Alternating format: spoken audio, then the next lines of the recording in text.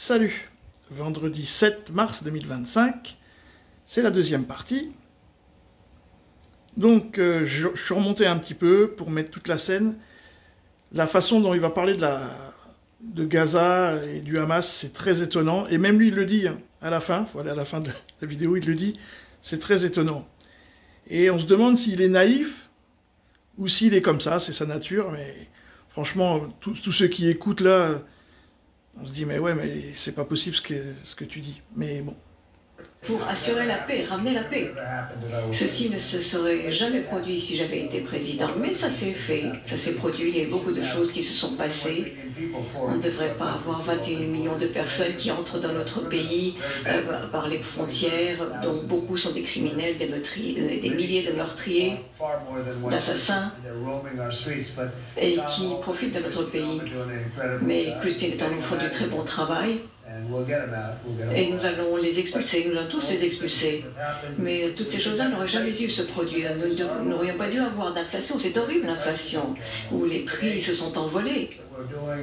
Donc nous faisons du bon travail. Et pour ce qui est de la pause de l'aide militaire en Ukraine, la Russie pilonne l'Ukraine, c'est exact.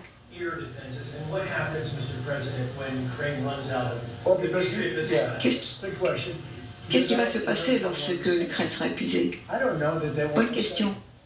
Je ne pense pas qu'ils veuillent régler les choses. Nous voulons que ce soit réglé. Est-ce que je veux faire, moi, c'est arrêter les morts. C'est le plus important.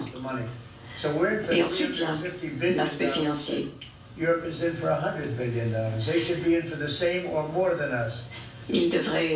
européenne devrait payer plus que nous. Ces dernières semaines, j'ai regardé ce qui se passait en Europe. Et je pense qu'on va terminer par une troisième guerre mondiale si l'on ne règle pas les choses. Et il faut donc que les choses se règlent.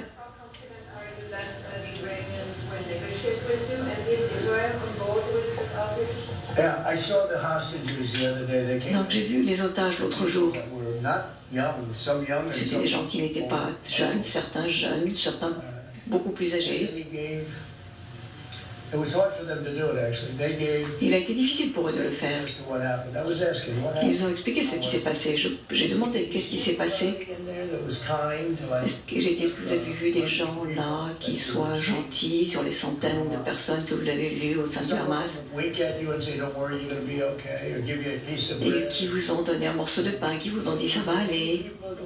Est-ce qu'il y avait des gens qui étaient gentil avec vous? Et la réponse a été non, c'était exactement l'inverse. Nous étions frappés et on a cassé les côtes d'un homme qui ne pouvait même plus respirer. Il y a beaucoup de brutalité. J'ai été très surpris. J'aurais pensé qu'il y aurait eu au moins quelques personnes qui auraient été gentilles et qui auraient dit ça va aller, mais pas du tout. Étonnant. Lui. Voilà, étonnant. Donc du coup, est-ce qu'il est vraiment naïf ou comment on peut être retenu pendant 12 mois et être torturé, tout ça, enfin je veux dire, c'est... Après, je sais pas. Parce que sinon, ça présage rien de bon pour tout ce qui va être les Palestiniens et Cisjordaniens. Vraiment, si, vu la façon dont ils veulent traiter leurs propres migrants, donc des basanés, hein, parce que c'est quand même ça qu'on parle, ils vont les expulser, on voit bien la manière, Guantanamo et tout. Forcément, tout ce qui va pas être sur le sol états-unien et à l'autre bout là-bas, à côté de leurs frères de sang de l'entité, ça risque d'être chaud patate, hein, et comme là pour le coup, personne n'interviendra de rien du tout. L'Europe n'étant plus dans le même camp que les USA, là, bon, je vais continuer à regarder. C'est chaud, hein. Salut les amis.